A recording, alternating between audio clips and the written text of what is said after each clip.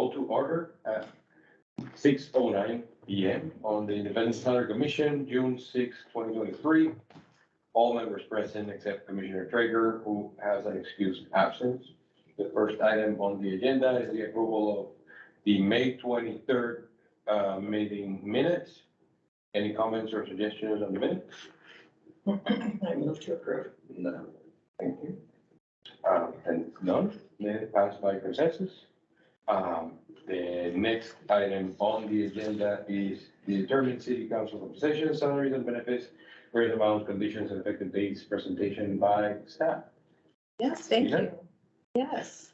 I am here this evening with Hannah from Human Services. So would you take a moment just to introduce yourself and I'll get our presentation up? Sounds good, Tina.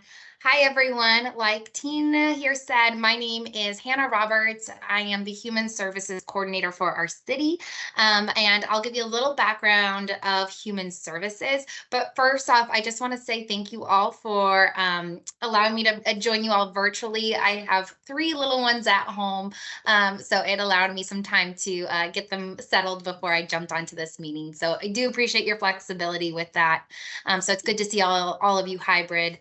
I will share one interesting fact about me before I go into Human Services. I'm originally from Issaquah. I went to Liberty High School. My parents still live in Miramont. So Issaquah is near and dear to my heart, not on just a professional level, but obviously a very personal level. So it's really amazing now to be on this city side and serve this community that I've been a part of and seen many changes and many growth. So that's a little bit about me. I've been with the city for 2 years in this Human Services Coordinator role.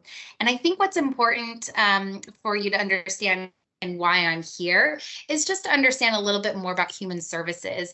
If you're not very familiar with Human Services, what we do in the city is we are a division, a part of the Parks and Community Services. And Human Services role is really to serve the more vulnerable populations here in our city. That includes low income, homeless individuals, seniors, people with disabilities. And so that is a lot of our focus population that we serve. We do it in a traditional way through Human Services grants. We provide funding for nonprofit organizations. You may be familiar, for example, with the Issaquah Food and Clothing Bank. They're right next door to you. Or on the other side of you, there's the Garage, a teen cafe. Those are another examples of great nonprofits that our division supports.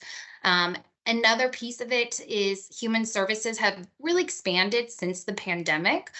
We provide a behavioral health and homeless outreach program to serve unhoused individuals that has really grown in partnership with our police department. In addition, we have a community court and we are a growing program as the needs continue. I can go on and on about Human Services, but that's not why we're here. So sorry. I think here to provide a little bit more perspective as we go on with the staff presentation. So sorry, Tina, to take over. I'll pass it back to you. Thank you. And thanks for just your partnership and particularly with noticing the hearing and thinking beyond our traditional folks and individuals that we share our public hearing notices with. So again, appreciate it. I just want to point out the structure for tonight. And I think I have it on a presentation here. So let's see if I can get this up. This isn't a PowerPoint. Okay, so you're going to hear the staff presentation. This would be proper time for commission Q&A. It's not for discussion. It's not for sort of getting into debate or indicating your preferences. It's just to move us through. Was there something of significance that you needed a question and an answer to? And we'll do our best to provide that. Then we'll move into conducting the public hearing. And then you can decide if you're ready to close it or continue it. And if you are going, then commission discussion to provide direction, determine next steps. And again, that will be contingent on if you decide to keep the hearing open or closed. So with that, I will move on to my next page. There was a number of considerations, and just for the public and to ensure that we're in the same track. You had some recommendations to this point that the consensus says, yes, we see some increase in base salary, that you'd like to also do that for council president and deputy council president roles. You'd like to add some items. You're considering an annual cost of living adjustment, life insurance, long-term disability benefits that weren't provided before today. And then you are talking about a potential stipend program for low-income members. You also are talking about providing a match up to 200 per month.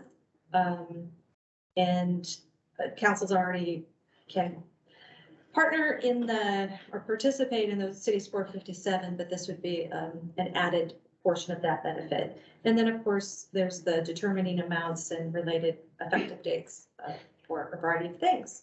So this was as of your last meeting on May 23rd. All of these are subject to change depending on what you hear or what you debate. So I will be listening. Hannah will be listening as well. So existing benefit, at this point, I've heard 100% of the commissioners support an increase. We've heard a variety of ranges proposed, and we have not landed on a specific amount to be determined, but the next slide will demonstrate some ranges. You did decide, though, that if at this point you were leaning towards an effective date of July 1 of this year.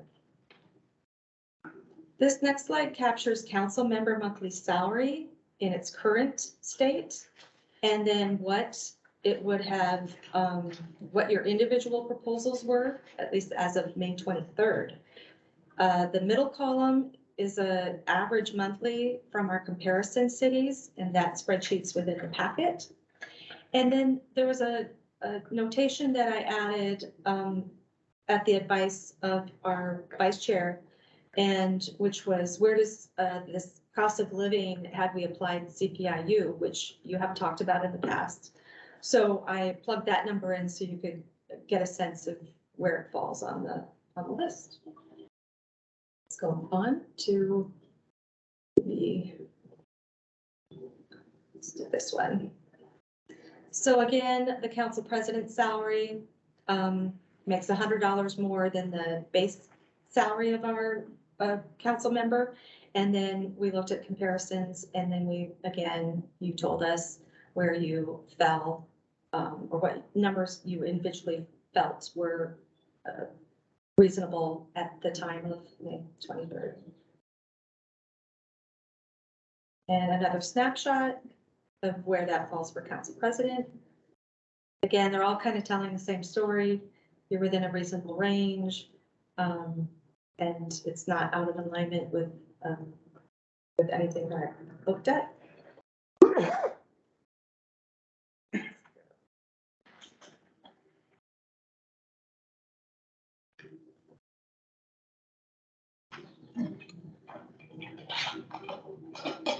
Again, just another snapshot.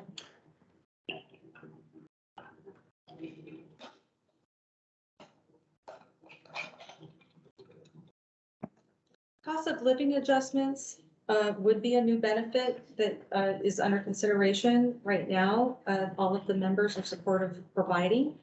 The question is, and you were supportive up to now that the same rate for non-representative employees be applied, but you haven't quite talked through the nuances yet, but you did at this point have agreement on the effective date, which would be January 1 of 2025.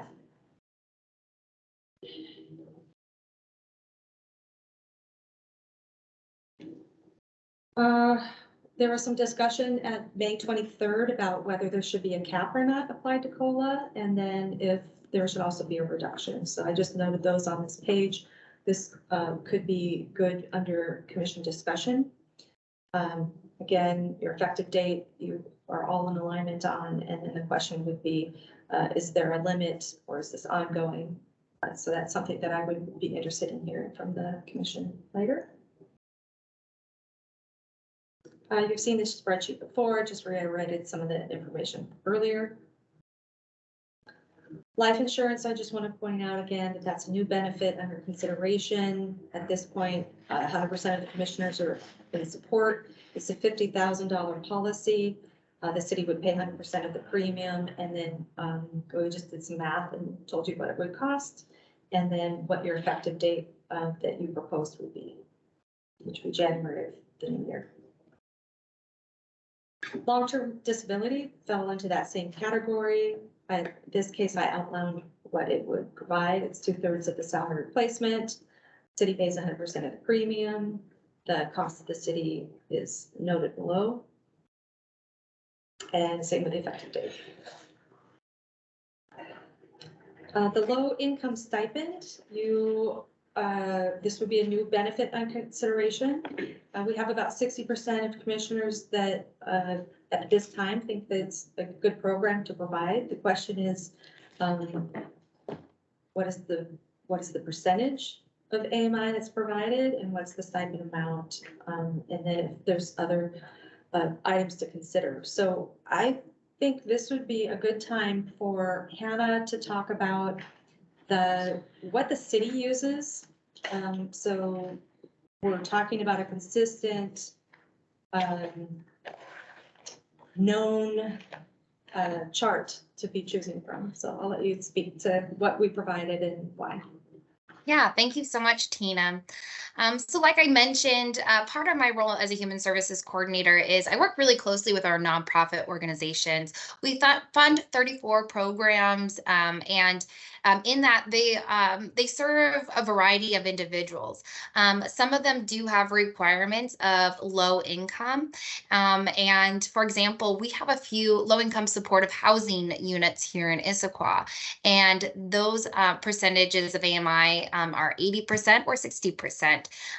Some of our services that nonprofits do provide directly do not require for this information to be provided, while others do. I think what's important to note here is with the area median income, it has changed significantly in the last year with inflation. And so this is the current, what we use with King County. You could see here just again for differences of numbers, you can see the AMI. And again, just to explain a little bit, if you're not familiar with these kind of charts, it's the average median income in King County is just over $134,000. And that is accounting for a household of 4. So here you can just see as a comparison, a 60% AMI or area median income is 80% versus 80% is 107. So I think it's just, again, helpful to see these numbers, helpful to understand it, how it is affected in the community, and knowing, I mean, those look like high numbers, but they are still considered low income. And I think it just speaks to the area that we live in, and the fluency that we have. So I don't know if there's another slide or not, Tina. I think there is. Let me. Well, this was a commissioner slide. Did you want me to go back to the full slide? I'm sorry, I'm just looking at here. So I think this, yeah, go ahead and go back one more for me, would you? Yeah, so as you can see, there's lots of different numbers here and variations of the household income limits. But I think what specifically we're looking at is kind of the comparison of 60% versus 80% AMI. I'll give you an example for human services. So the city council approved emergency rental assistance. And for our 2 different programs, we provided this during 2021. The limit was 80% AMI. This year, in 2023, they provided another emergency rental assistance, and that requirement was through a different funding source. That was 60% AMI requirement. There are programs for rental assistance here in Issaquah. If you're familiar, Issaquah Community Services, they do not have requirements for or income limits to ask for requests for financial assistance. So again, needs are there, whether it's low income or not low income, but I think this speaks to, again, just a threshold that is typically used here with our nonprofits, but again, an example with our city. Thank you. I'll add that administration, when I say the word we, so we recognize that this is a really big topic. I mean, this is, equity framework is a big, big item. So the question is, it's so big that it's not intended for the Salary Commission to solve. Yet, I mean, most importantly, because choosing to run for city council starts well before someone's been elected into the seat. There's campaigning, there's significant components of time commitments. Commissioner Traeger spoke to this in a previous meeting. And while your focus is limited to the compensation component, you have some space to determine if low income stipend may be beneficial, what the parameters may be. To the best of our knowledge, that this is not a benefit that other jurisdictions are providing. We've even looked beyond Washington to see, if there's other programs we can be looking at. And we're seeing that we do have some programs in-house or with our boards and commissions, or like Hannah said, with our other AMI platforms that we use, that we could look at. So with that in mind, administration would recommend that if you're implementing a program or enacting a program, that you have some reasonable parameters. So that it's helping to offset certain expenses. It's not fully funding a component. I can't think of any stipend program that we have that is a fully funded element to it. That we look for similar programming. Again, we can look to our stipend program, we can look at the rental assistance program. We even have a utilities assistance component. 60% King County AMI would be administration's recommendation. And then the question would be, what's the rate? So we would recommend a flat dollar amount. We would suggest somewhere between $200 and $300 per month. And then, there's some ways to think about that. So in my mind, when I think of, okay, Chief, you've got this stipend program, how is it similar? I could, $50 per meeting. But if I'm offering a flat rate, I might say, do they have somewhere between 4 and 6 meetings a month? What would the flat rate look like? And so that's somewhere between the $200 and $300 per month. That gets you, if you said you wanted to pay $250 per month, that gets you for the participant to have earned $3,000 extra that year in addition to their base salary. And if this is a new benefit that you're providing, administration would want to hear, what are your recommendations? What are your strong recommendations behind this? So how do we know this is going to be successful? So what might you recommend? Is this something you want the equity board to explore? But while you can't direct that work, you can certainly say it's important that this get revisited. How might we look at it? Could it be part of a potential work plan? If the Salary Commission was to reconvene down the line, what information would be helpful for them to already know before they get there? So we would look for your findings to include some helpful information there. Are there any questions? I know there's probably a lot on that topic, but if you have questions, we can answer them now, or we can keep moving through the presentation. I do have one question. I don't know if it's for you or Hannah. Sure. On the calculation of AMI, if we have someone who was a high earner but has retired and is not drawing a salary, drawing it, and living off their investments in 401k, say, do those investment earnings and withdrawals from a 401k count towards their satisfaction of an AMI standard? In my platforms that I work with in our nonprofits and with the city, no, those are not, it is purely just income that is considered. And then I think if Tina wants to speak more on this, how we would define this for members who want to participate in the stipend would be a self-attestation form. So we wouldn't be requiring proof. And that is very common practice with our nonprofits as well as with the city of having that as an option. And then I'll pass it to Tina if she has Yeah. anything else to add. That's a good point. I envision it to be similar to our board and commission statement. They say, I want to opt into this program. I attest that I qualify in this range. And then, you know, we issue it as part of their pay. Oh, there was another point I had, but, you could also, no, it's gone. That's not- Can I but follow could up? think of it. I'll give you another chance. Can I follow up then? Would it be troublesome for staff if we were to say something like W-2 income must be 80% or less of the AMI or 60% or less of the AMI? Just to, so that when they attest, they know what they're attesting to, put some definition around it? I don't know the answer to that. I would have to talk with staff and probably our attorney, because I don't know that that's information we've required for our other platforms. Well, I'm not saying we would ask them, but that would be, I'm attesting to my W-2 income is less than 80%, 60%.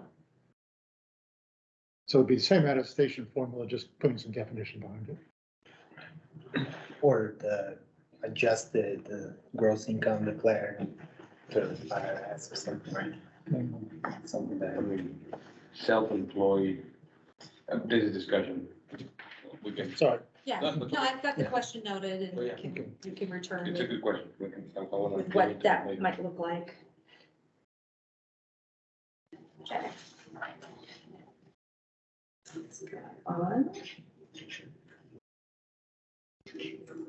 Okay.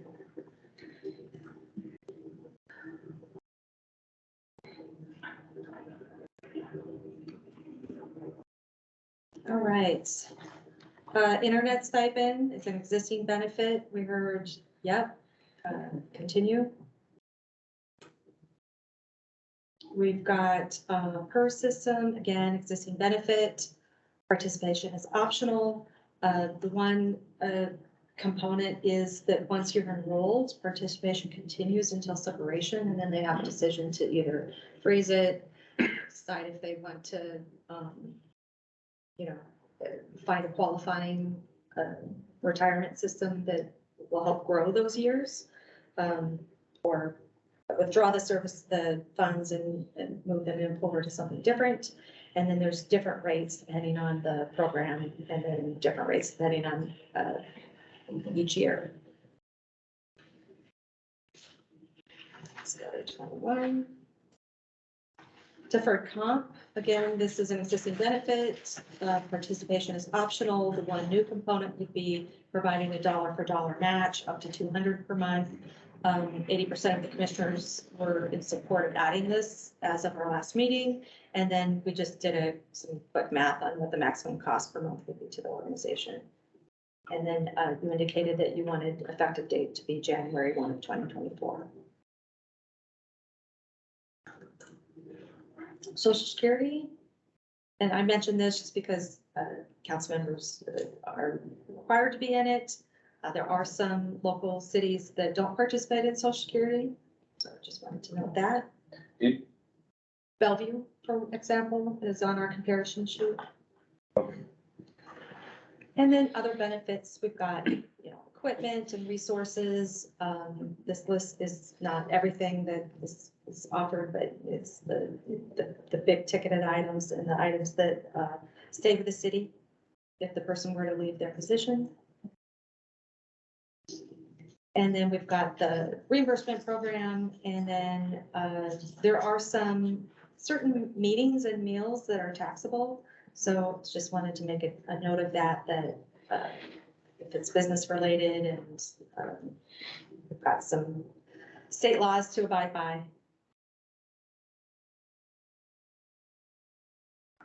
So at this time, it would be helpful to formally open the hearing, and then I would start with comment in the room, and then move to the virtual.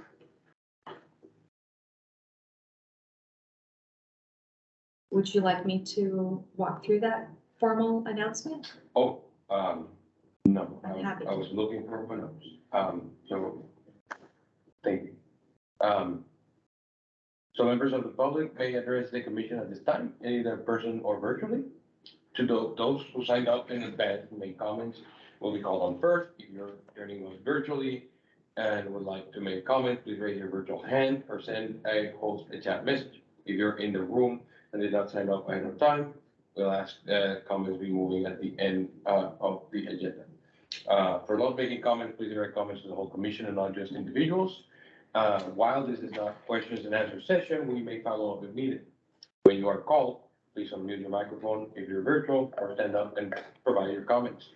Please state your name, address, and relationship to the city, speak clearly, and pause frequently. Limit your comments to 5 minutes and submit any written comments or other materials to Chief Eggers. Personal attacks, derogatory remarks, disruptive behavior will not be permitted. That said, who's first? Great, so I'll just note the time, it's 6:35 PM. The hearing is officially open. I'll look to our in-room audience. Bernadette Ann, would you like to address the commission? Yes, please. You could stand or you could take a seat forward, whichever your preference is. Okay. So, start? Okay, thank you. Bernadette Ann, former Salary Commission Chair from 2015, and address outside the city. So I want to first thank you to the commission and the staff for all the time and work to collect the data and prepare a presentation with information for public hearing. It was very great to receive your packet today. I know this isn't a Q&A, but in reviewing your packet, I have some questions, so I'm just going to state them, not expecting you, of course, to answer them, but perhaps maybe that'll come up later in your discussion. What I am curious about is what the survey response was from the council members regarding the hours worked. How did that differ from 2015? Same, lower, higher? That's one of my questions. I found it interesting and perhaps encouraging that the COLA adjustment from 2015 to present did lie within the range of recommendations from the commission members. I think that was really interesting to see. And I think, though it can be a question, it sounds like you provided your numbers and then Tina put in the COLA amount. So like chicken before the egg, or which one drove which, I don't know, but it was very interesting to see that calculation. And that goes back to like hours worked, with current monthly compensation or proposed monthly compensation versus if you, put it into a hourly wage, though we're not compensating our council members on their hourly wages. I understand that. But it is an interesting data point. So my question about the COLA calc and that being considered is that's where the commission doesn't have to meet every 2 years. Or what if it doesn't reconvene, that we don't get into the situation we are today from 2015 to 2023? So was that like a stopgap measure? That's a question. And does the commission have the power to set the COLA calc into play on an annual basis? Because there's certain things that are set by your code, like every 2 years meeting. Is that potentially going to change? I don't know. And is this just like, your backup measure? So, as I did in 2015, and I still do, support a health insurance opportunity for council members. But I've always supported, and I still wish it could happen. I understand self-insured cities versus not, but even if the opportunity could be provided to council members, so they are purchasing the insurance at the city's rates, participating in a city program, but the city isn't funding their premium, because premiums can get pretty costly, and some wish to participate, some could not. But just to have that valuable benefit available is how I would shape the program benefit, so to say. Then on the COLA nuances slide, number 17, the COLA reduction column, I was confused by this. does zero mean that there is zero COLA reduction if those XYZ circumstances? Or does zero mean that the COLA is zero if those XYZ circumstances? That was my question for clarification on that. It was very interesting to see Hannah's presentation about the low income stipend. It's something that I feel is important so that all levels of our economy, or that those who might be in hardship can participate in our city government. So it's interesting to see, and it's not always just economics can be driven by they're younger, so they're not earning as much on the outside, or they have families, multiple people, things like that. So, and the last thing I wanted to comment on, it's something we ran into, is did the commission feel restrained by any budget amounts the city has already budgeted for council compensation? That was something we ran into previously. And as a public comment, should the commission be in a different time of year so that the budget cycle isn't impacting and that's not something you can move or decide, I don't think, but it could be a recommendation. If the timing of the year of the commission tends to restrain the budgeted amounts for council compensation. So going through, those are the questions I had. I realize it's not Q&A, but that's my comments, is to how to further understand the data, but it was superbly prepared. Again, goes to your excellence, and love all the numbers and the data you've all worked on. So thank you very much. Thank you. May we ask a question? I ask a question. We typically don't. Okay. Well, Paul, thank you. Thank you. Now we recognize,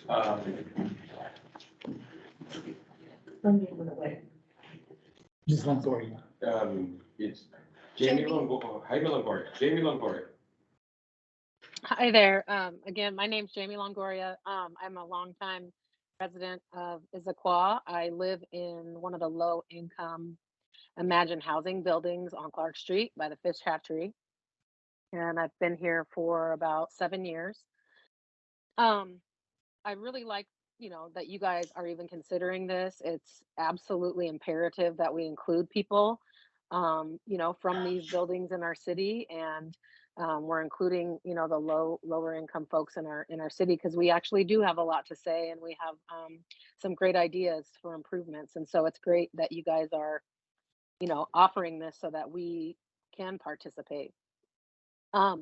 I have also formally served on the Human Services Commission and for a short time on the Policy and Planning Commission with the city.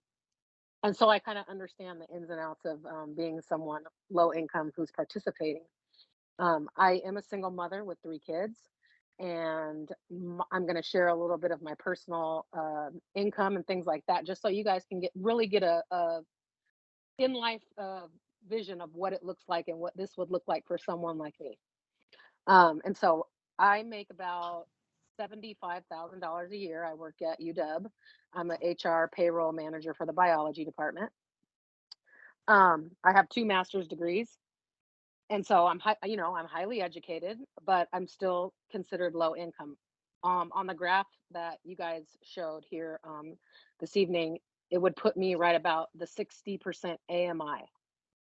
And so I can tell you that after my bills are paid and my car notes paid and my car insurance is paid and the groceries are paid, I have about $70 left over for gas, for whatever. That doesn't include any extracurricular sports for my kids, or any clothing or anything like that. So my one suggestion, if you guys are going to put this in motion, is that you did raise the AMI to 80%, because even at 80%, I can tell you that it would be a struggle. And so for someone like me to fully engage and be fully participating, and to have the mental space to know that my kids have a babysitter at home because I've got that extra stipend coming in, and that I don't have to worry about my kids being here alone for 2 hours, and I can fully focus on what I'm supposed to focus on when I'm participating with the city, it would be very beneficial. And it would be, it would allow individuals like me to fully participate and be fully engaged without the worries and stress of having kids at home, with no babysitter, or not having the gas to put in their car to get to these meetings, and feeling like, they want to participate, but they're letting folks down because they don't have the $20 to put in their gas tank to get there. So that's kind of my 2 cents. That's what I have to put in. I hope that'll give you guys a little bit more of a living, a realistic version of what it's like for somebody who's living at that 60% AMI, and the benefit that the stipend would offer to those who want to participate. Thank you. Yes, thank you. Appreciate the comments. All right, I Do we have anybody else? don't see anybody else on the line. Oh, So the question before you is, do you formally close the hearing? are we ready to close the hearing, or do we? 6:45, if somebody's coming, they're 45 minutes late, I'm guessing nobody's coming. Yeah, right. I motion to close the meeting, Second. the hearing. We have a motion and a second. And if there's no objections, the public hearing is closed at 6:45 PM. Thank you all for participating. Great. Really appreciate all the comments. It's,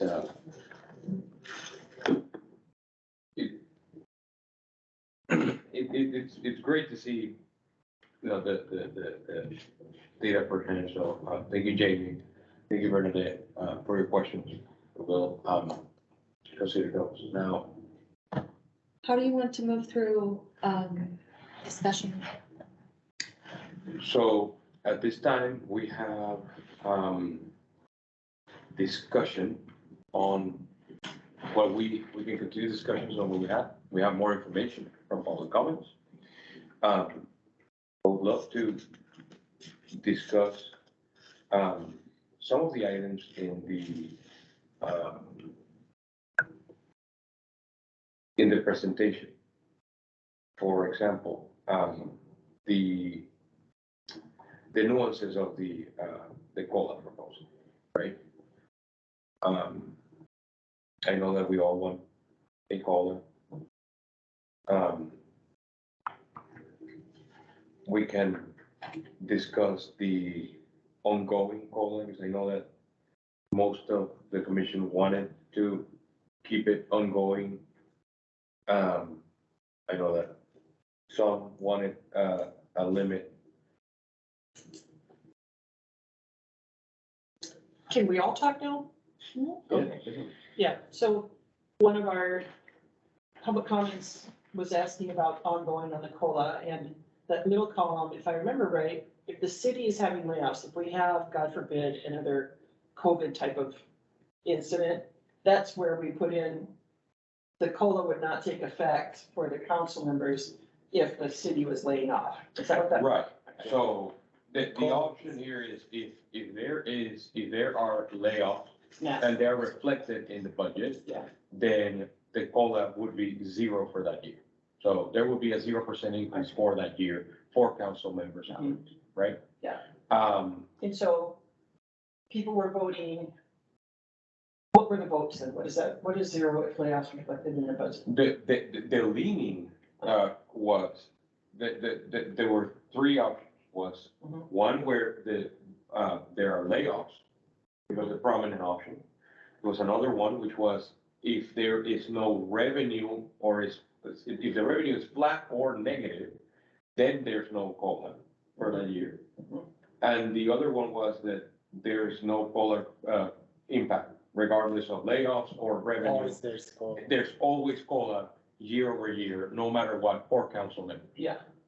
So when I voted no, that's what I voted for. Right. Yes, And I put a limit of 3 years on it. correct. So no matter what's happening with the city, the council members are still in play. They would be continuing to get their COLA for 3 years, for the next 3 years. And at 3 years, then it would freeze. It stops at whatever the COLA was at that point. And then until the new commission convenes and changes that, that's their salary. That was my intent, was that it would freeze and it would motivate the council, mayor, somebody to ask for another commission. I believe that was also yours, Henry, right? Yeah, so Yeah. for me, are you done, Linda? I'm finished. For me, the reason to have a limit, there were two reasons. One is I have seen in my practice, long-term COLAs that are tied to events go haywire after long periods of time. You know, where the COLA hits, let's say in this case, it would be January 1 of a year, and then the next half year is when COVID hits. And it can't react quickly enough.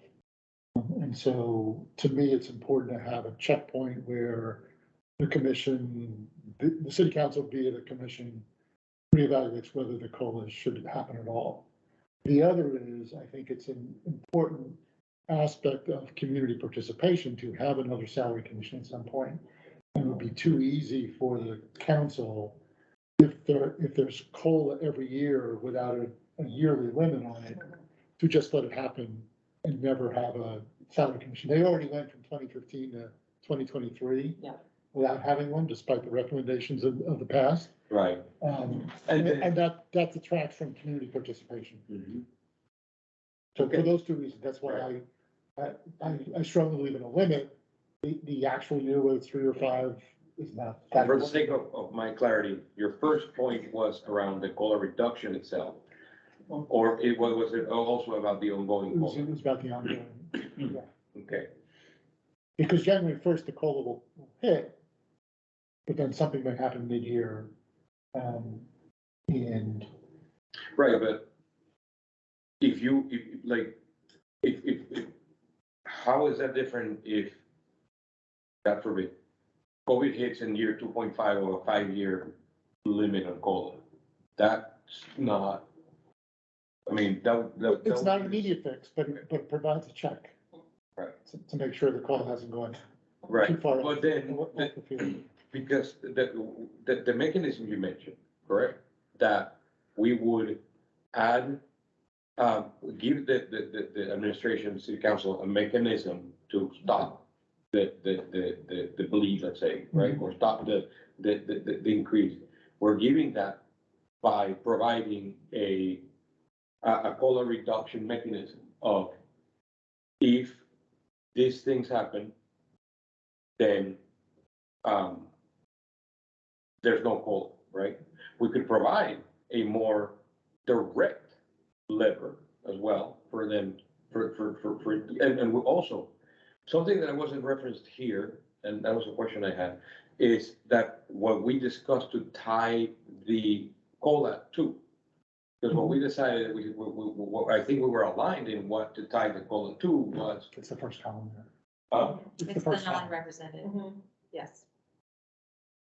Non-represented COLA rate, The right, city but we discussed that the COLA would be tied to the administration COLA year over year, correct? Correct. So whatever that is, it, You're right. We used a different word previously. We said exempt employees. And Correct. in reality and how our salary ordinance is, those positions are referred to as non-represented. So thank you. HR asked me to change the lingo and you caught me.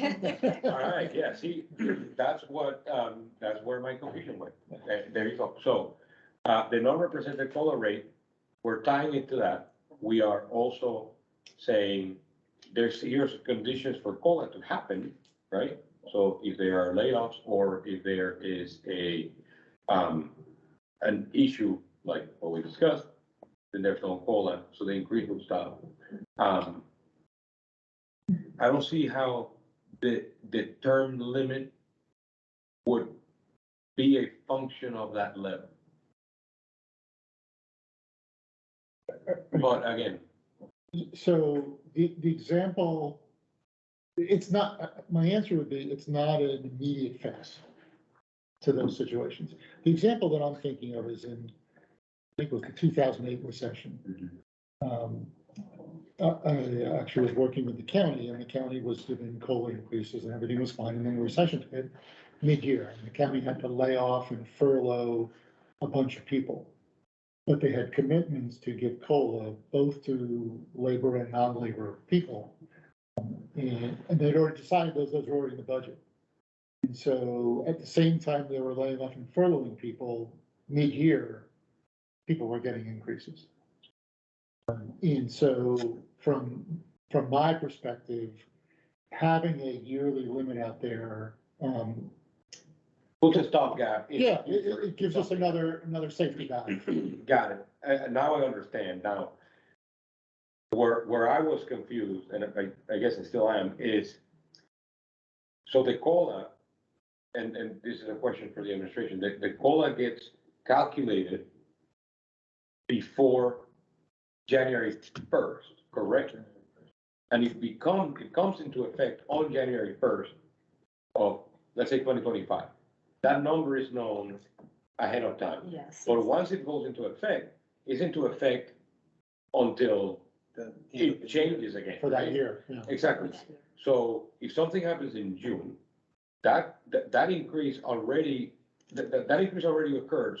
They're getting their salary. Before the next calculation, what's the window in there from when the calculation happens and it goes into effect? Is it 6 months, 3 months, 2 months? Well, we do the, what is it, June to July or June to June calculation, and then they talk about, is the right number, administration presents it to council. Right. Council usually ends up adopting the budget or making a change to the biennial, in the fall. So that's usually known by October, September. So that's That rate a will be. 3-month window where something happens within those 3 months, then we're in that situation, right? But I mean, your point about COVID or other layoffs, we've been in situations where exactly that you've talked about. In some cases, we go and rebargain with the units in order to save some of those positions that would otherwise been laid off. Castle has also deflected their salaries in order to help show Right. support. So. Yeah. But you are right, that it's using a tool to say, Right. if you want to reconvene a salary commission, now's a good time to do it. Yeah, and and Rachel was here. Can we set a requirement for COLA that says council must decide and vote if yes or no the COLA happens in the next year before it becomes effective, right? So we can, because it will provide one of two things. It will provide two things. First, the oversight and that lever. Second, it would make them think about, do we need a new commission? Because look at what COLA, look at the bracket, do we need to convene a new commission? And they would be thinking that every single year. Tina may have a different answer. My answer would be, that's our job of determining the council salaries and rates, not theirs, and that puts that back in their hands. Let me finish.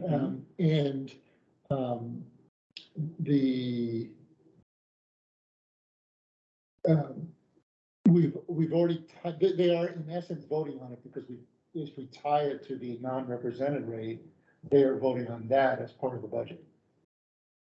But it decouples it, is my point. Yeah. But again, you make a fair point. Now, they're not determining the rate itself, they're not determining anything other than foregoing it or not, saying we don't want to increase this year or not. And it's only on the COLA itself.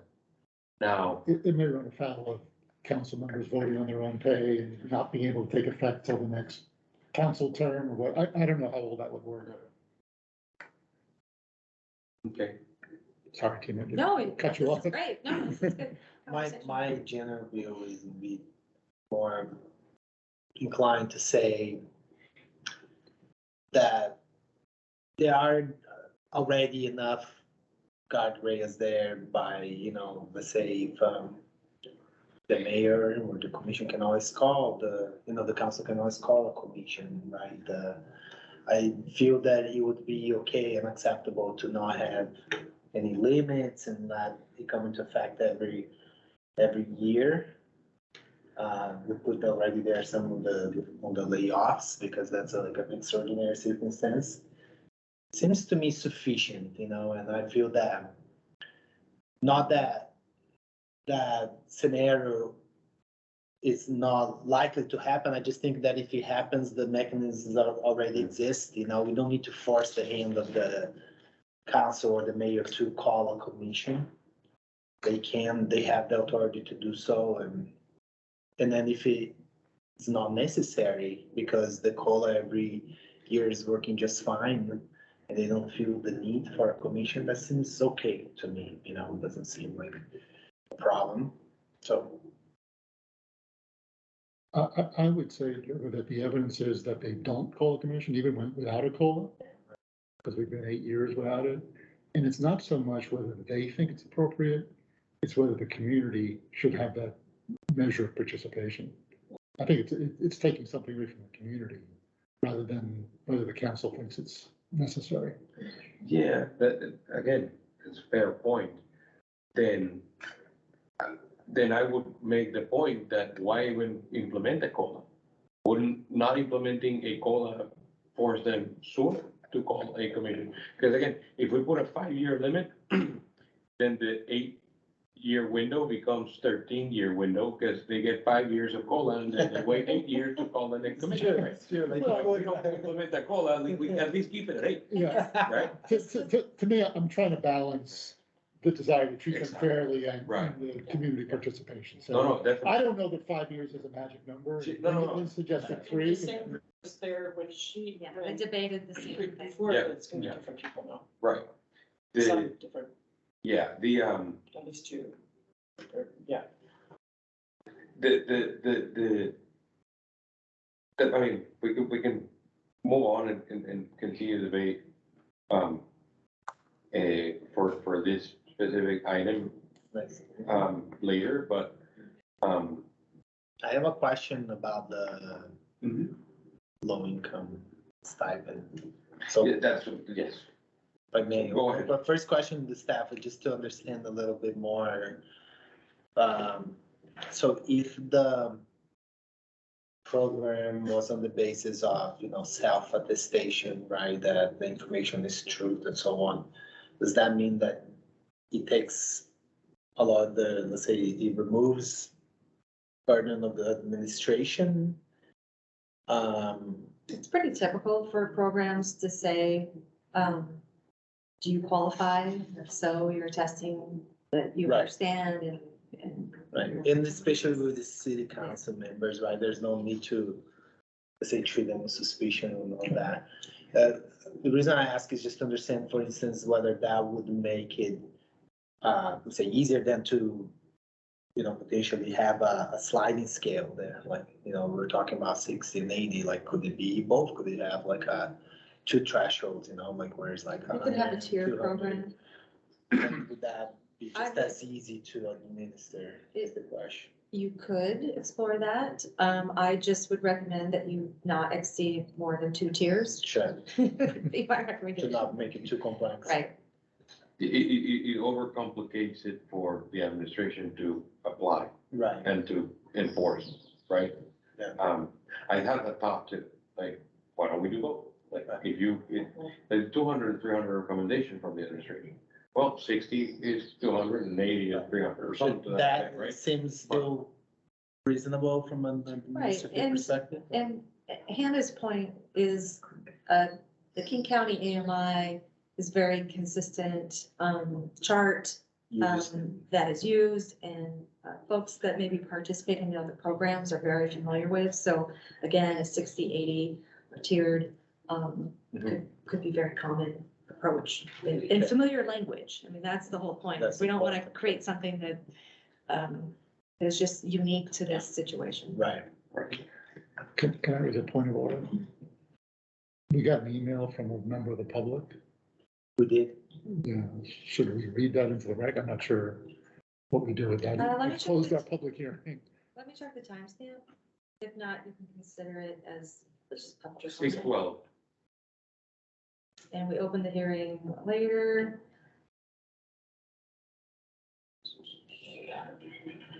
Is it bad? No, You said it, I'm like, oh geez, what's going on? Buckle up. Oh.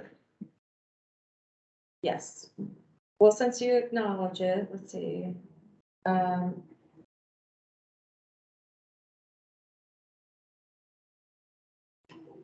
I can include it in the packet for the next meeting as an audience comment. great. I think is the best way. Okay.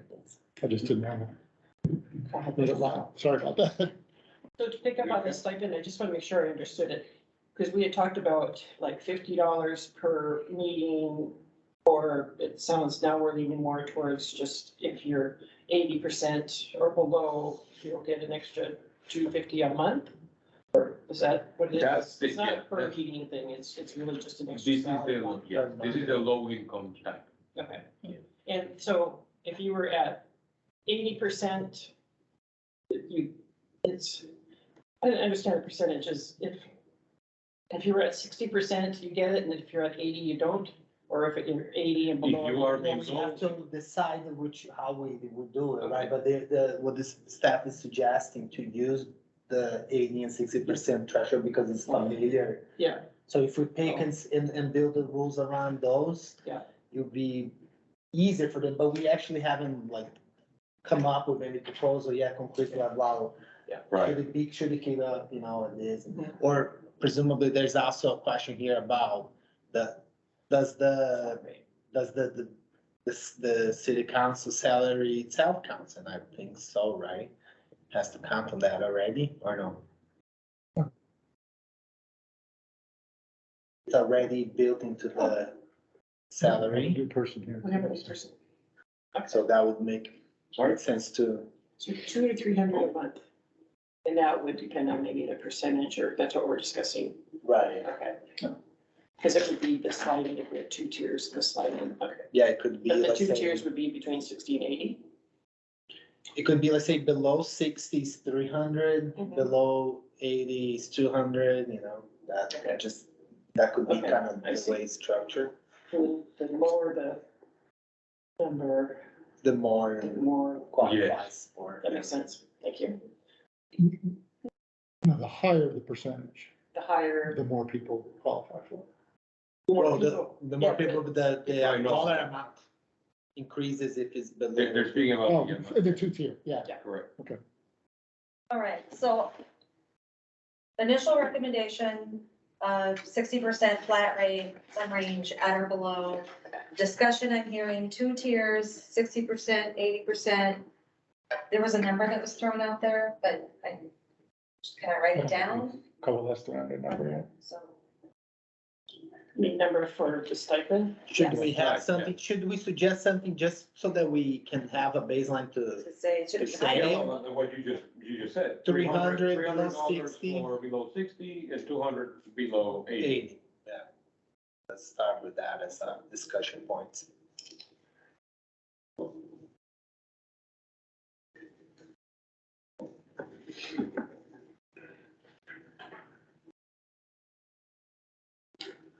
And then does that chart change every year, or? It does, Okay. and then we just would reproduce it, which is, we would handle it like a stipend that we do for the internet or for boards and commissions where you attest once and then. For the year. For the Yeah, year. that's what.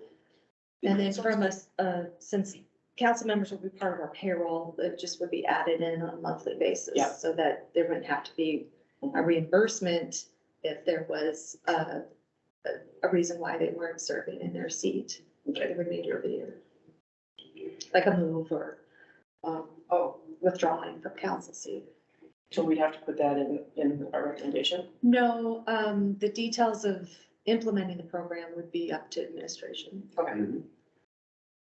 Got it. So we're putting out there, the council member is 80% or below, they get 200, and if they're 60% or below, they get 300. We're not gonna put a tier in there. That's That That's is the the tier. tier, that's That's the, the tier. Oh, that is 2 tiers. Oh, There's 2 tiers. I thought we were adding 2 more steps. Got it. So my inclination, and this may run counter to what the rest of you are saying, is not to do tiers. As I understand, our goal in doing this is to remove barriers, so that low-income people can participate. And, I think that 80% of AMI we'll be removing more barriers if we just use 80% of AMI rather than 60% of AMI. And the difference between $200 and $300, I don't think is gonna move the needle at all on those. I bet it means a lot to. Well, so I would go to the 80% at $300. Oh, Yeah, I don't know that we're gonna get a lot of people to take advantage of this. Particularly not in the immediate future, because the candidates are already signed up to run. yeah. If we're gonna, as staff suggests, try and measure the effectiveness of this, Yeah. I think we need to take a bigger step. Oh, Otherwise, we're not gonna be able to see results. We still may not see results yeah, with but this. maybe the results won't be measurable. We got Jamie to come and share an opinion, and she shared a lot of information. She may or may not be interested, but she might know somebody that is, and that would be a result. We've gained another person to compete for a position. Right. To compete, even if they end up not getting elected, right, and then we wouldn't even know, you're right, I mean, it's hard to know. So my suggestion would be 80% of AMI, $300 per month stipend. I would like staff to take a look at the issue I raised earlier about W-2 or some way of making sure it's not someone who's just living off their high-earned investment income. Yeah. I don't know how to do that. Well, it's not just income though, it's income with 3 kids or, That's measuring the AMI. The AMI Yeah. changes Oh, I depending see. on how many kids you have.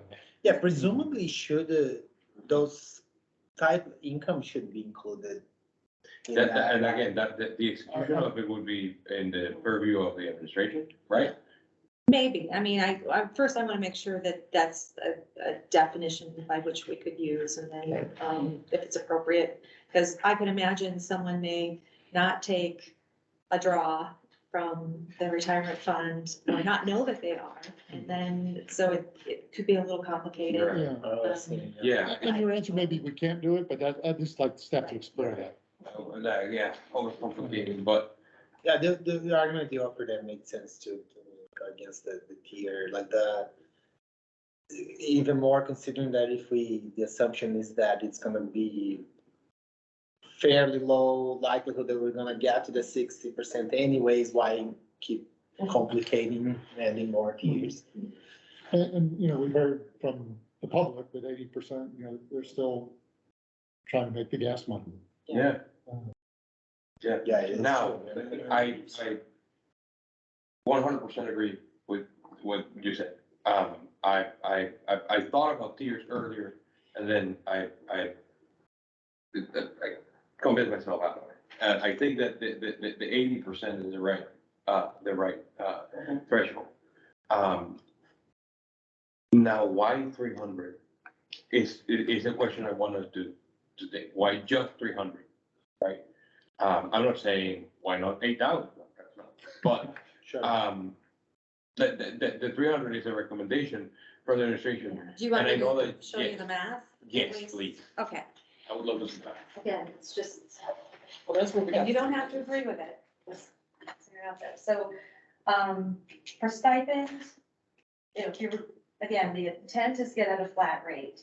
So if you took $50 per meeting and you said, we know that, you're committed to, say, 6, was it 5 a month under this?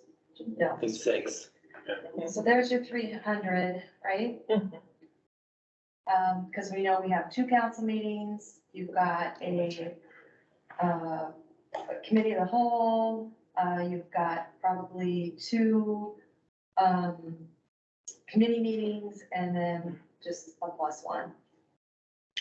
Original meeting or something. Yeah, seems easy to Right, actually. so 6 meetings, got $50. Yeah. Mhm. Okay, now, I'm gonna throw some math. Thank you, Tina. Now, and I'm going back to public comments on this one, because the example that we've heard is I wanna keep full focus and know that my kids are a babysitter. The average hourly rate for a babysitter in King County is $21 an hour. Yeah. Right? Council meetings run for sometimes 3, 4, 5 hours. Right? Mhm. That right there is, that 50 Still low. per meeting becomes 100 per meeting, right? If there's just, if using that as the base of, right? And again, I'm not saying that the only problem we're trying to solve is babysitting, right? But just to bring that into consideration, that we're using the stipend of 50 per meeting, which is the base rate, again, that the city offers. But, and I keep going back to our earlier conversations, in the past weeks of, like, widening the pool, right? And removing the, not making this a deterrent, right? To remove this from the equation of, maybe I want to serve, maybe I want to provide value to the community, right? And run for city council. The one thing that comes to mind to me is that there's some trash, I don't know where that is, where beyond some point, it then would make sense to just increase the base salary. So as to not create such a big jump. Let's say, for example, there's someone here, there's at 85% AMI. And because of that small difference in salary, they're gonna actually get a significant less pay, right? So hence the tiers end up being interesting in a lot of the similar stuff like tax and all that, because you don't want to have, create some built-in, incentives there where it's like, oh, if I only made less money, I would make more money, like kind of like, cause you put me in the low threshold. So I think that, I don't know where it is, but if we were to start thinking along those lines, some of that then they should just be on the base salary, right? Everyone would be probably in a similar situation. So that, now where to say where the numbers lie when you consider all of this, it's a question. Again, it's a fair point, but you could possibly make that point about every other benefit we discussed and say, Yeah. just put on the base salary. And Sure. then, like, is it making the right impact to the right people that we want to Sure. target, right? That's my point. Like the way I want to think about this is on the equity, like, and the diversity of the council, the makeup of the council that we want to build, right? If you make it equal for everyone, then you may not, like, move the needle. I want to see if we can move the needle, but by being this, creative with what we're proposing, right? So you're inclined to increase the stipend of that? I would say 80% at $500. That's what I think would be a great stipend. And then that, What if we tiered it then? Do 3 and 5 at the 60% 500 and at the 80% 300. That would be another option. That would be option D. Do you want me to write that one down? I don't know, I'm just gonna see what he says. no, I think, well, I mean, again, it would be another option. I think I'm still very much in the, I don't think a tiered, system would provide a lot of value more than, the enforcement headaches for the administration. If you just keep it 8,500 and let it run, right? And again, the stipend is also, optional, right? Option For council members, maybe they are a little bit under that 80 and they say, I don't need it. But it would be unlikely, right? Like I say. Again, Yeah. yes, but would be a rarity, right? yeah, To me, one of the competing tensions is what the city does for other commissions boards, and so that's the $50. That's where the $50. Yeah. is. We could set a precedent. Part of me says we don't want the city council to be too far out ahead of that.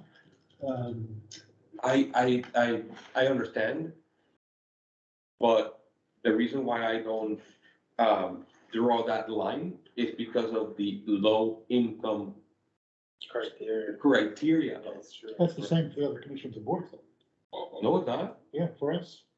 It's, Oh, well, they start to AMI as well, right? Yeah. The stipend. Tied to 100% of AMI. 100% of AMI.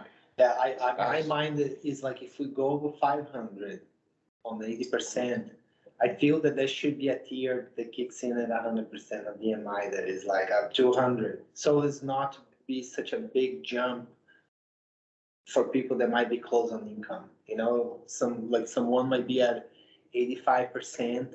That is, in fact, some of the kind of criticism that they are on like conditional programs, right? Is that they can build in some incentives there where people find that, oh, if only I had less money, I would actually qualify for making a benefit for more Yeah, money, I mean- right? And you generally don't wanna like have that kind of perverse incentive, not that people are not necessarily doing.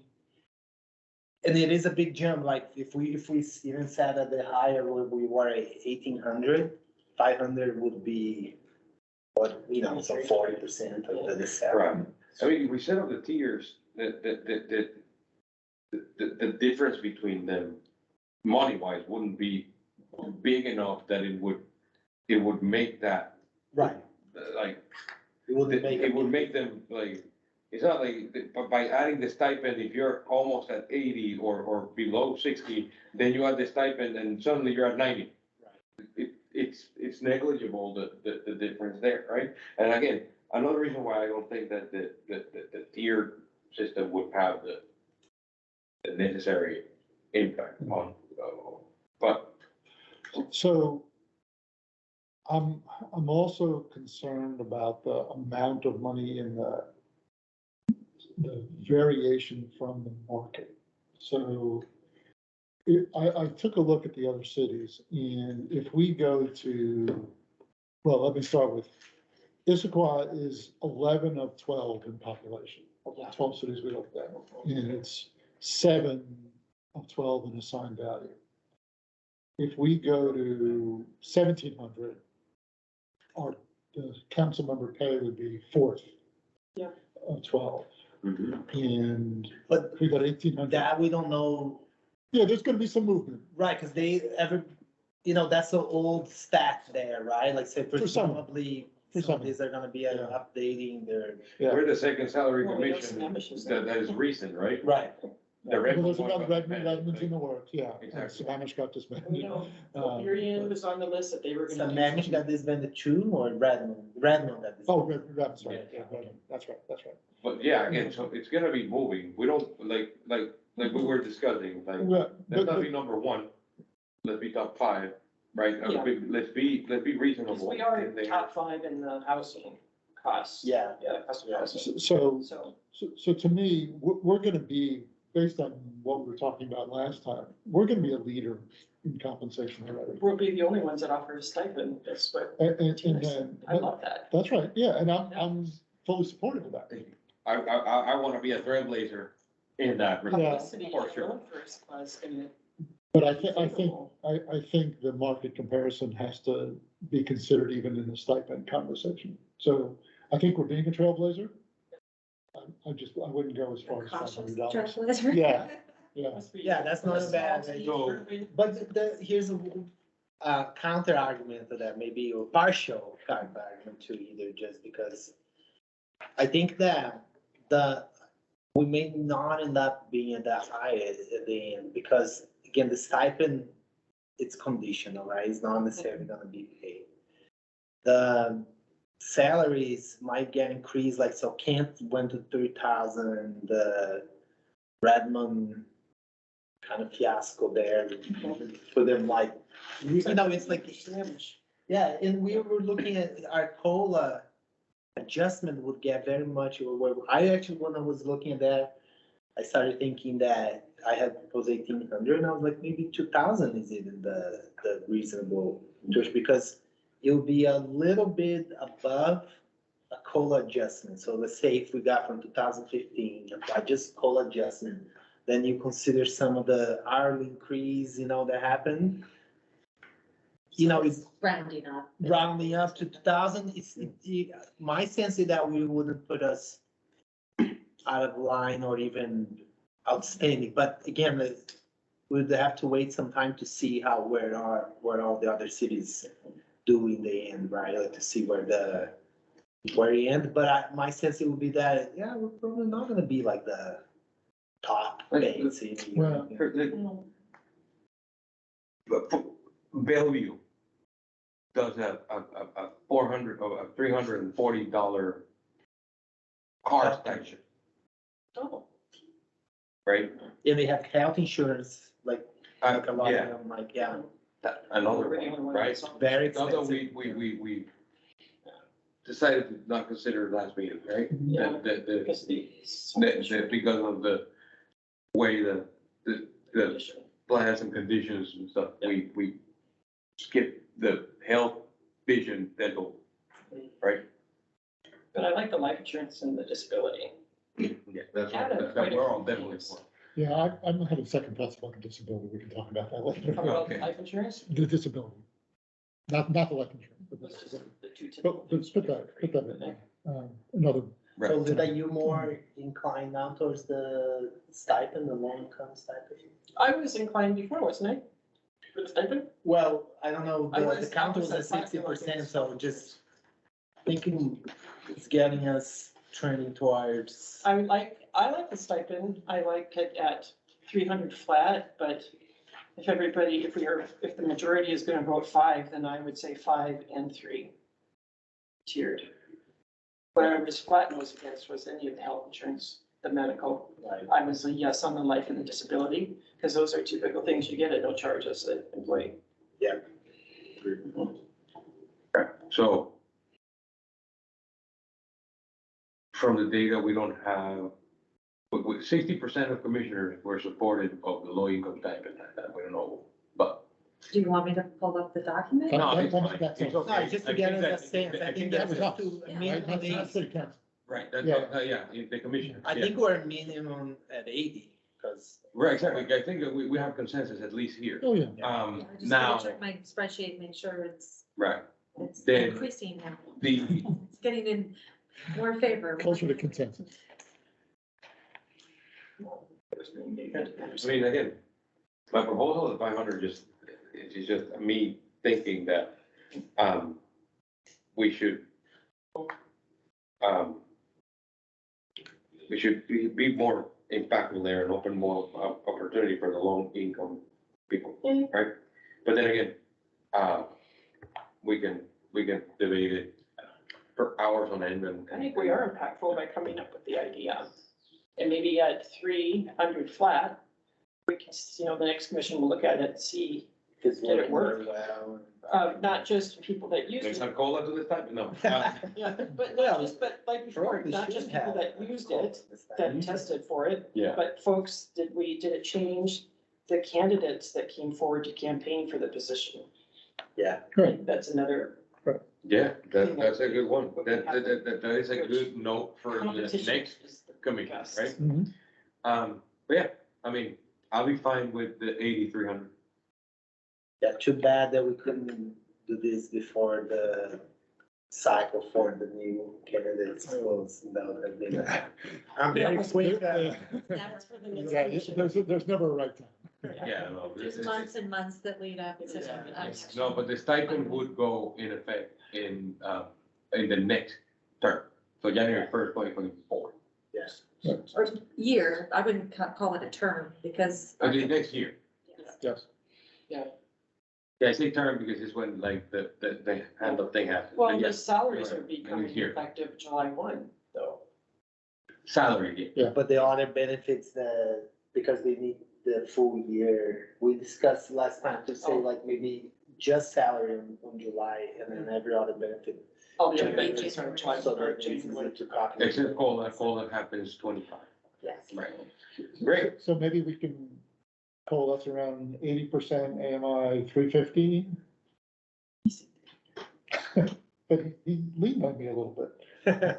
I'm open to that too. To have the 8350? That'd be my proposal now. If you make it If to you're gonna get 350, it make it to 400, come on. done. You already gave in to 300. No, if I know 350, yes, I mean, I'll be, Okay. glad. 200, 350? No, one We're not tier. tier. One One tier, tier. 8350. So option B becomes 8350, correct? Yeah, just one tier Yes. and it's 350. So it would be 3,900 a year. Did my math not work?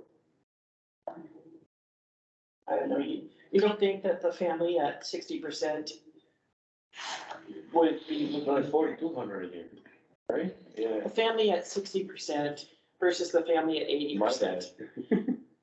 That 350 could go to groceries, where the 350 at the 80% might go to, it's just as an important thing. Yeah. Yeah, it's all, Sorry. it's all important. At that level, It is what it is. you know, and it's, and I think our mutual make a goal is big allowing difference them when to you look at it. participate. That's That's a the goal. dollar amount that is 7,000, that's gonna make. That's Right. what we- Because, yeah, because, I mean, we're tying this to 80% of AMI. Yes, Correlate that number, add the stipend, and put it against living wage in King County. You're still not hitting it, Still, that's right. which, no, I mentioned in my lifetime, that's what flow. Mhm. So, again, we're still making strides, and there's also the consideration that this is a part-time Yeah. commitment. and, Time commitment wise. Yeah. Which we, in correlation to last,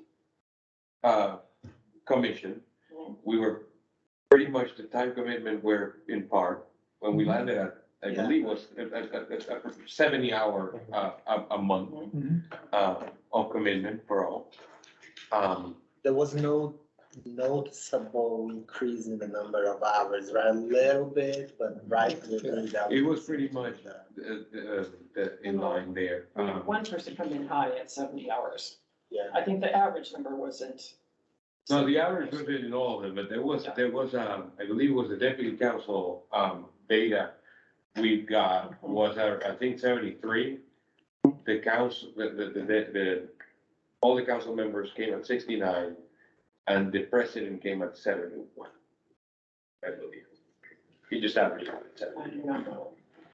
I have to go wait a second.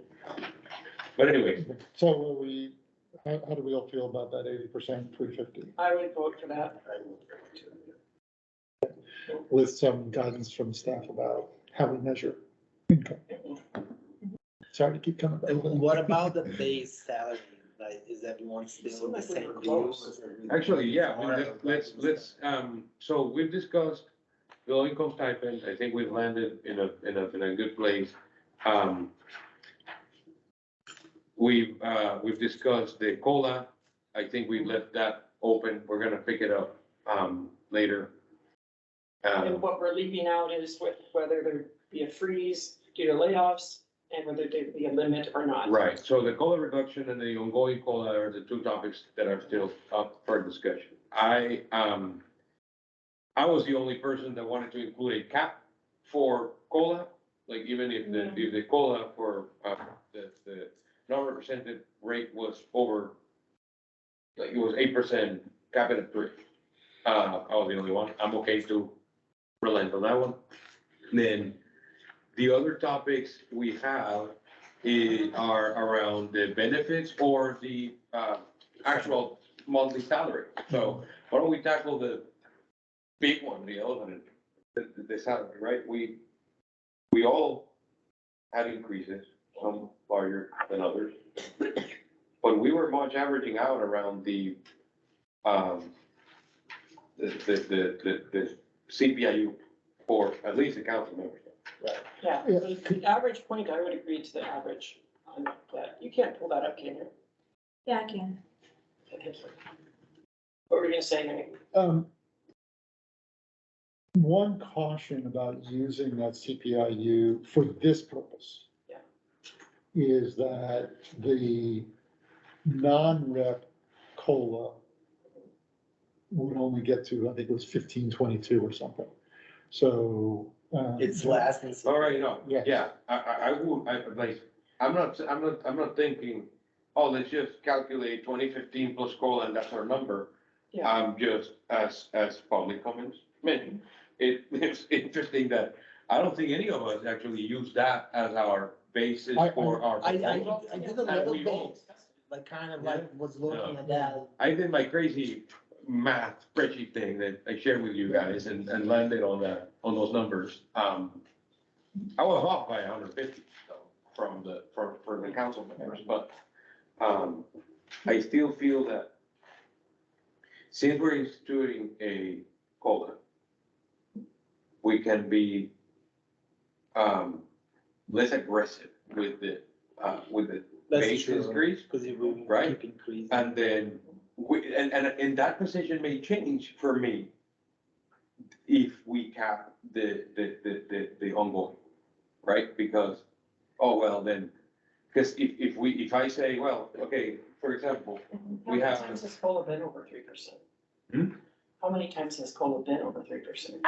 the last 3 Probably years, last year, running, about inflation. was- Been over 3%? it was, Oh, Well, 2 I- years, Yeah, here, but I don't know what the city's non-rep COLA. that's has what I. been. Yeah, we have an Excel document in our library, so let's go look at that. Okay, so that recommendation slide, where it had the range, well, Yeah, But surely like in the last like 15 years, hold on, let me, most Yeah. years were very low because they had very low inflation. that's what you're wanting to look at. And yeah, let me, to the council member, so we'll go from top down, president, we had a range from 18 to 21. Deputy council president, we had a range from 1775 to 1950. It's, Yeah. as you move. You moved it. There's a $400 range between, Yeah, This that's is the one that I like. This is the one that I was discussing, right? So we have here from the current one, then we start at 1,500 and end up at 18 over here for council members, right? council members to 19. So actually 18 the range, right? Mhm, 18 was the range, 15 to 18. mhm. Yeah, and then we have deputy Well, unless council. that's from, wait, No, I think that one is right. is that 1800, but here it says 1900? I think There we go. it's You think it's 18, that? yeah, Okay. because John. it's not. Yeah, I this. believe you and John were at 18, Yeah, right? And then here is where, we start going up. This is the deputy, okay, so what's the average then? Is that what the CPI? The average is grabbing all of us and then averaging it out. No, but is that From all the over dot the there? Is that what that No, is? that's. So the this CPI. dot is basically, if you grab 2015 salary and did CPIU Oh, up till I now, that's the number you come up. Mm, So here you Well, see, it kind of looks like an average. yes, Is it it's on close. every page? No? Doesn't it? It's not far off, yeah. Can you do every page? This is the council president. That doesn't look like an average to you? right. That one I mean, doesn't, know that it's one not, doesn't, but It it's, feels like. the other one is closer, I think. Do the president, or did you? That- This is the that's right. president. Oh, that's. This is president, Okay. this is the deputy, Deputy, this is the okay. council member, yeah. So that basically Mhm. brings us to like what's now, this is the average for all of us. Mhm. And then we have here Mhm. the Deputy council and then. the CPIU, Mhm. the CPIU number. Mhm. Okay, so the gold bar is the average of what we proposed, So now, what we voted there, each one of us put out there. Looking again, I'm like 1,800, I would even go a little higher. I have a question for the group.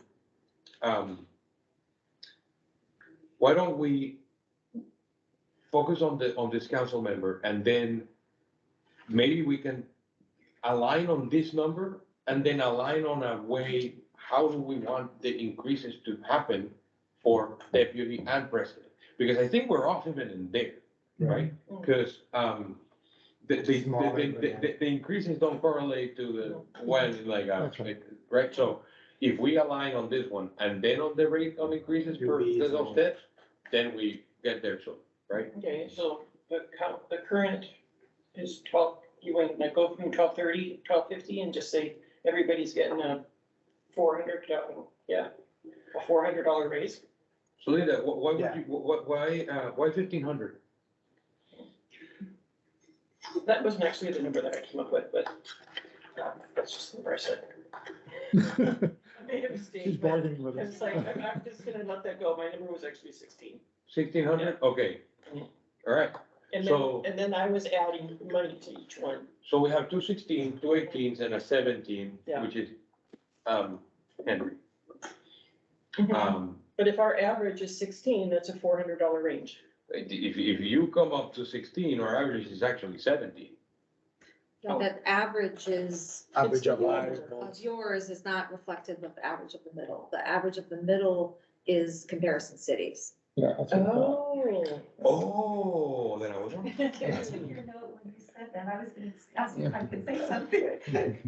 I did not know that. I understood it as average of all of us. Yeah, No. that's the average. No, That's the that's. 12 cities. this- There's, you know, there's all this data, it's hard to figure out. Yeah, what- 1608 didn't Well, make no it's sense. I still don't know how I didn't see that sooner. It's still 400. When you look at that one. Oh, yeah. This was your point about the salaries that I brought up. and that's Yes, thank you. So then we'd be, the council member would be at The 1650, incremental. which is. And the city COLA as opposed to the CPI. 1650. So right now they're here, and if they get a $400 raise, the $400 raise will be at 1650. This is the average city. We're at 1650. That average city, so we Okay. still got those big. And the ones. 1650 puts us at, and I had that spreadsheet Yeah, it's here. somewhere. It's, puts you in fourth. 1,700 puts us at fourth, maybe 1,650 does also. Council member. Yes. Our council member puts us in 4.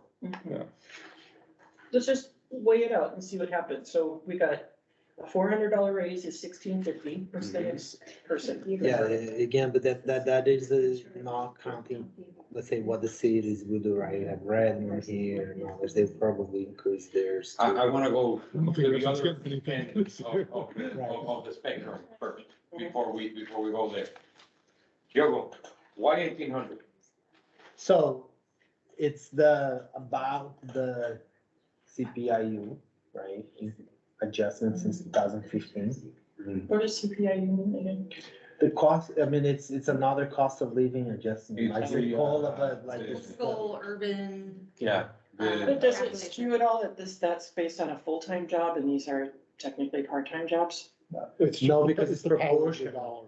Yeah, it's $1 per dollar, so it will be it's like almost like just adjusting per inflation, but it just doesn't count everything that is. It's inflation. it is one measure of inflation. And It's this one might measure of inflation, help correct. her. You were asking about So, where it fell. The still, So I- orange is still comparison cities, but it's taking the three charts you saw Yeah. and putting them onto one.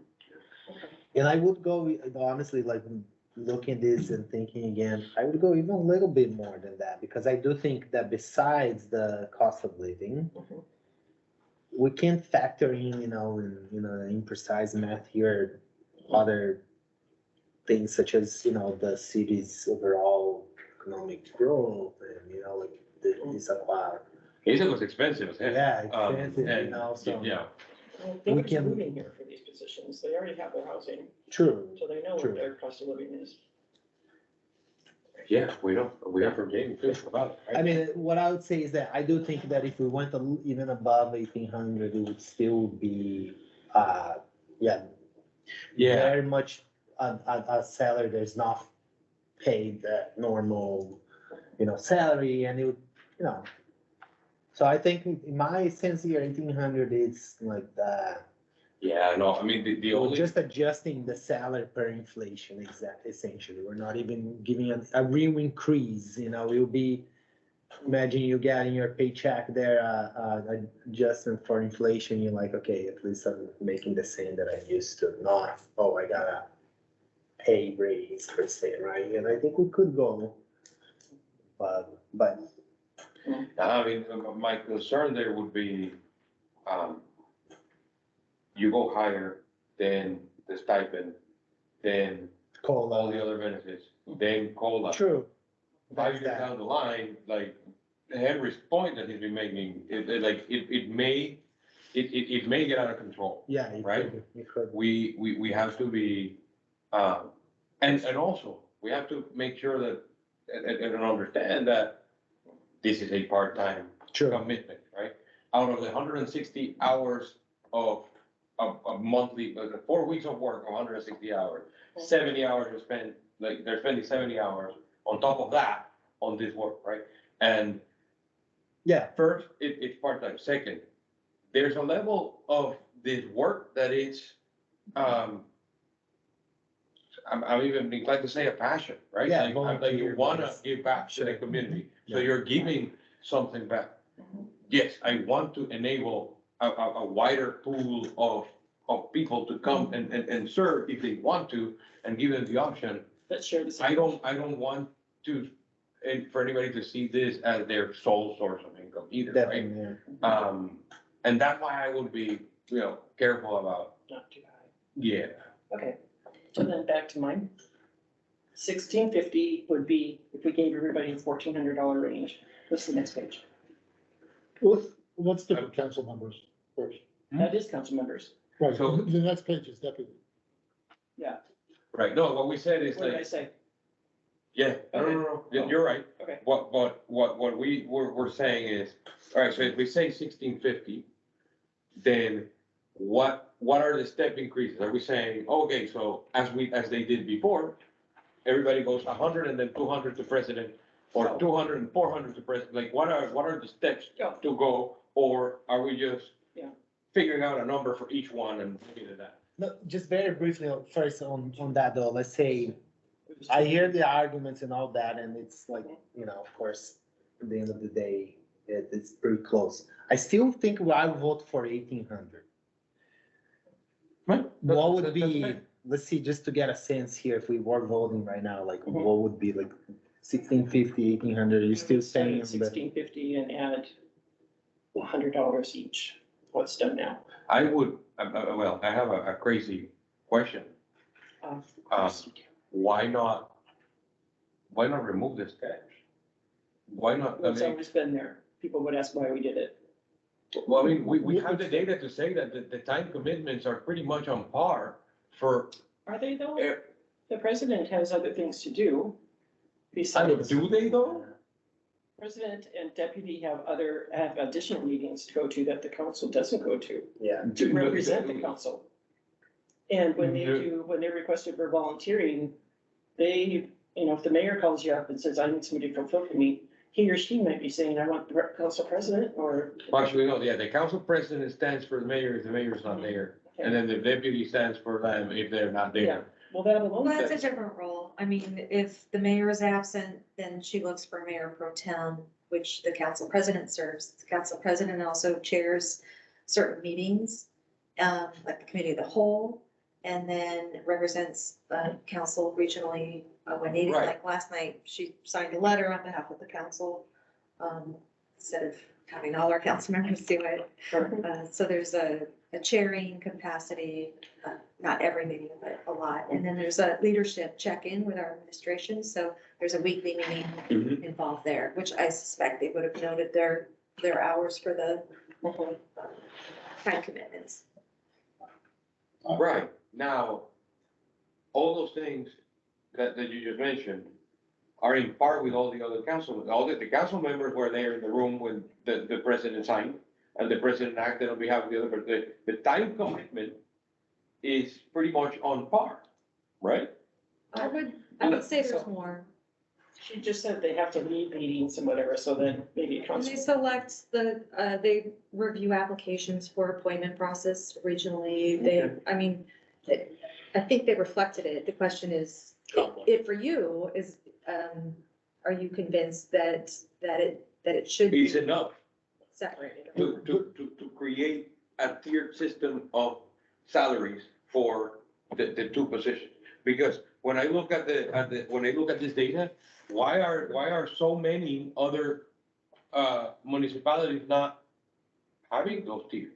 Or maybe they just have the president one, not the deputy one, right?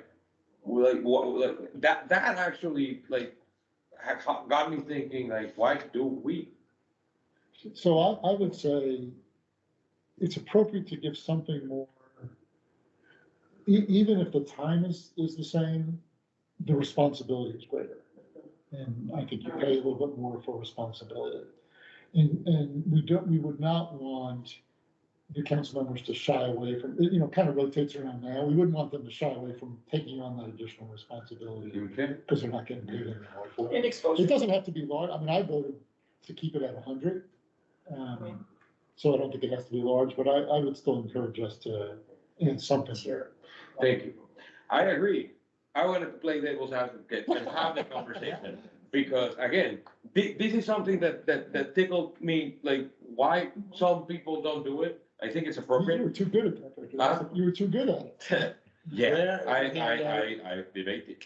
So, but yeah, I have a Where are question. you on the, I'm sorry. So, just to get my note taking, where we're at the moment, doesn't mean this is where you will be, but, so Linda, you are 1650, 100, And $100 okay. per title. Your same rate as you proposed before, 1800, yeah. 1800. But I haven't heard your Well, I I difference. forgot what I had said Um, before, but I think it was. you said a little bit higher than 1800, but you didn't give us a number. Well, it's more The than 100. 1650 is what we just came up with with this discussion. But I don't know who else. Yeah. Here, where are you on the base This salary? discussion, for? 16, if we were to do the $400 raise, it would put them at 1650. Is it currently today a $100 increase? So 1650, 1750, and 1850.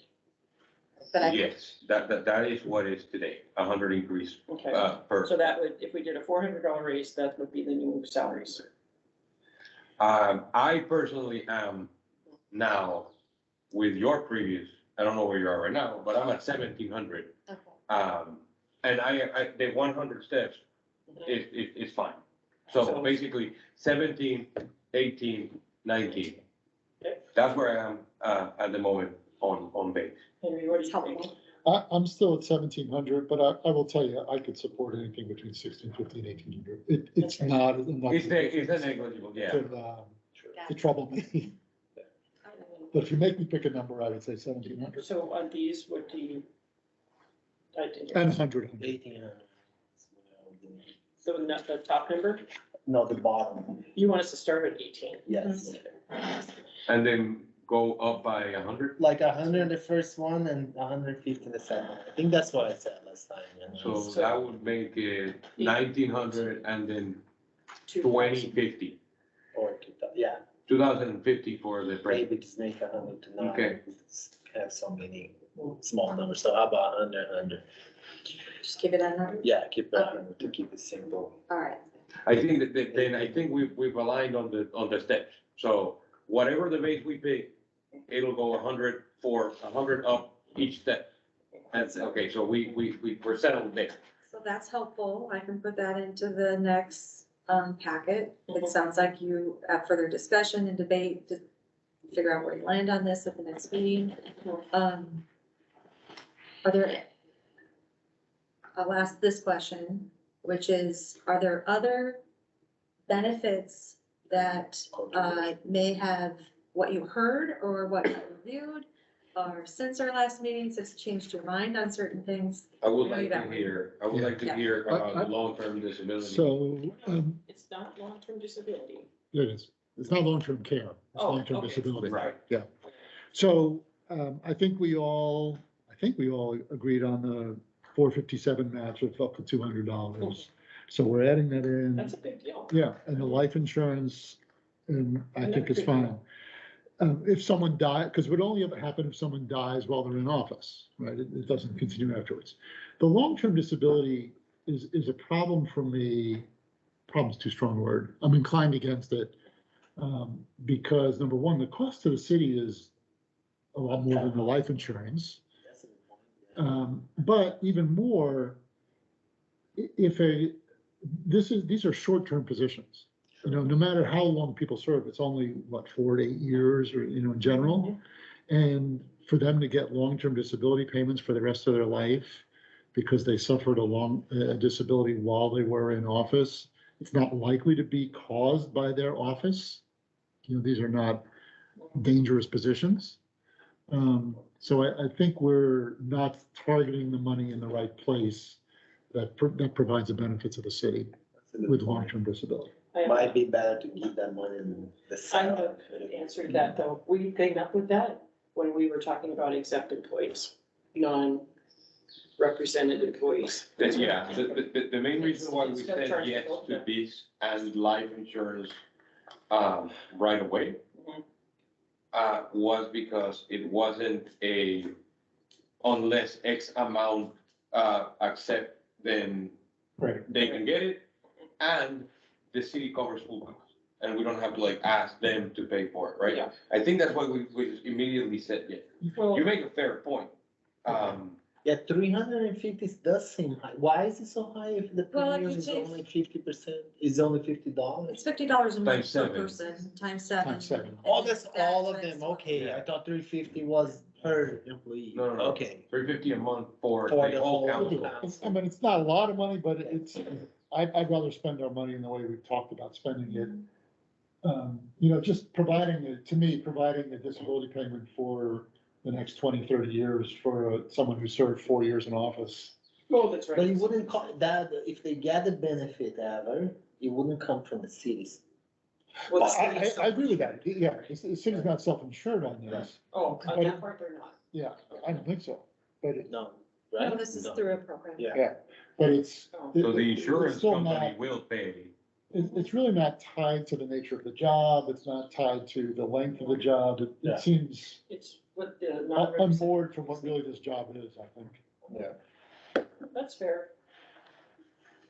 Okay, I would go with Henry. Yeah, I'm agnostic, I guess. about it. Okay, what about you, Henry? Disability insurance, would you vote to delete it from our recommendations? Yeah, I understand your argument. I do. Again, it's just, again, it's a thing that somebody that is in office and it hopefully never comes up, but if it does come up and they have it, it's great to support them in that way when they're giving back to the city, right? But again, it is a high cost for something that, may never. Yeah. Do you know if they actually were to suffer an injury because of their job? Does There's- workers' comp cover it? Yeah, there's Workers' comp. L&I and there's. Yeah. Yeah, okay. So this is. So what this kind is of if they're disability? hiking and they. Oh, like if they had a Suffer stroke long-term or death. disability, not. God forbid, this is terrible. It's terrible. They But still that's- have support is that hiking. this one kicking? It's gonna be outside of work too, I think, right? Like, I think This is this any is. sort the- of- This would be Yeah. for the outside of work Yeah. injuries, because we have L&I. It's just general disability insurance, so anything that happens Oh. for private life. I'll drop it if we bring that to 1700. I support that, you know I do. No, it's fine. I'm okay with dropping term Okay. disability. If the salary, the base salary increases, is that what you said? Like. No, no. He was bargaining with Linda. Because she's at 60/50, we bring her, I said that there's a 50 a month, What and is then that? bam, we're at 1700. But you know, that's, okay. This. We have, I would do it. If that's the deal on the table, I'll take it. Plus, I didn't bring my pills with me, so I have to go to crap. okay, no, I'm The children's not at I'm fine with 1700, it. so we don't, we still don't. But he's our holdout. So No, now, we don't know where John or Jim. This is John was up to- descendant. yeah. Descendant. No, John was at 1800 also, so we. Dissenting? No, The And we- dissenting vote? You had a word last week. We all had Dissenting votes and. But dissident. I Dissident. think we have agreement here. Dissenting. dissenting. The Yeah. word was dissenting. I think we have a agreement here to drop the long-term disability. Yes, We're Okay. dropping. yes. I will put it on and you guys can firmly vote on it. And then we hear that the range of salary is now down to 17 to 18. Is that right? Yes. Yeah. We'll start with Can I do 17, your then we go to 18, and then 7 19. for the base salary, 1,700 is Linda's. So we're all, the range is 1,700, Then 1800. 1,800. 1,800, and then we're all, Oh, sorry, We're the all- range we're all at of the, 100. of the base council member salary that we are considering is 17 to 18, because, Okay, No, right? no, we went from 1650 to 17. Well, but I'm saying like me and John are still proposing the Right. 1,800, so that's what I mean, the range is set, like it was 15 to, I hear you. Right. You just said if. right, we have 3 at 1,700, Okay. 2 at 1,800, subject to further discussion. You made the deal. Yeah, Okay, Tom. with you. Yes. He lived up to his deal. Actually, yes. Okay. Thank you, Henry. Yeah. Now, so yeah, in the interest of time, we have, reached a few decisions. You got all the notes, yeah. Then we have a check here. So now, next steps. Confirming that we have a date on June 13th. Yes. I think so. We'll have John back. We can continue our discussions on the COLA nuances as well as finalize the, The base salary. yes. Although we're close on the base salary. yeah. I think that what we should do is we should use that number for drafting a report that we can review next meeting. And then discuss the final numbers there and possibly finalize the report. You could, if someone is willing to produce a report that has placeholders. Yeah. So, That has what? Like. Placeholders for to the, say, yeah, no, what I'm saying is like, all the stuff that we agreed here, and then the things with the COLA could be as like mentioned as one of the items that we're discussing, and then we finalize those placeholders will be in place. So it's just a draft of the language of the document, and then with the placeholder that we can then review next meeting. What do you guys think? Or should we just wait to start a draft next meeting? Let's drop we'll it. go on. Let's get the draft going. Yes, right. How are we doing that? What's the? Would anybody want to take a crack at writing the first version of a draft that we can review next meeting? I can do it. I'm happy for someone else to do it, but I It's can not my also best do it. thing. I'm It's not sorry. my best thing. Okay. Yeah, I'm not volunteering, but I'm available to do it, like I that's. mean, if no one else wants to take it, I can do it, but Henry? I'm willing to do it, but if you want to do it, Well, why don't you go do for it together? Why don't you create it and then you can. Let's do a thumb board. No, but, You're the chair for today. You decide. no, Yeah. so We can let's, decide on the big- why don't you and I collaborate, on it, right? Let's get, can we? Yes, you can. I'll send you. I can help too, if you wanna share a Google doc. we Well, we can't have. We have a really great, One or two. yeah, we have a really great starting point with the report from, last, commission, thank you. So we can start gathering those ideas from there, and then you take a crack at the first version, send it over through Tina. We'll iterate on it and then bring a draft for next meeting, for review. And then,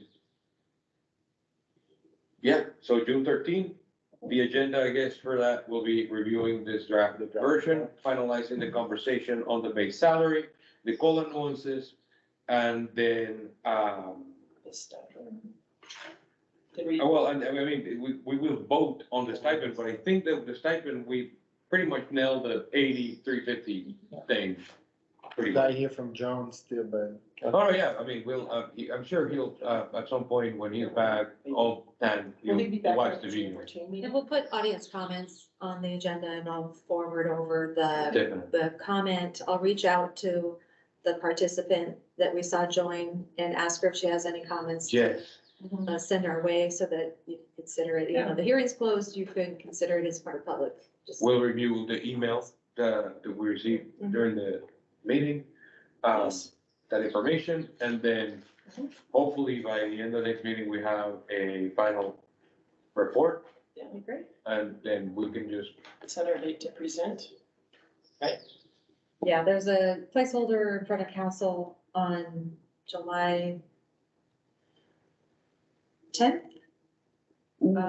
For the chair or commissioner to present it with me to council, just so we're informing them And what when happens the legal deadline is end of June or end of July? in June. End of city June. council So we regular would meeting still- on July 10th. So if your effective date for salary is July 1, Then this is how- getting to them as close to that date as Yeah. possible. is the Right, but intent. they don't see that, do council members get paid monthly? Yes, So every month, okay, so they wouldn't see the increase. on- they'll receive, so at your next meeting, I'll have instructions on how you file your report with the clerk, and as soon as I receive that and that's submitted, that's gonna go to council, so All right, no, they'll see it. What I mean is that it won't hit their bank accounts till until, the next Till month. July. right, July, end of July. Right. Right. But we wanna get in front of them, First week of August. Huh? thank them for their service and let them know the work that you did, and particularly stress any of the recommendations that you have that would be to revisit, and, you know, Yes. don't let time go by, revisit, and then if there's anything that's tied to the stipend that you want them to do work, that you would recommend they include in equity board's work plan, that would be great. Definitely. Couple of questions. If I'm doing the first draft, can you get me your notes from tonight? Yes. Did I didn't write everything down?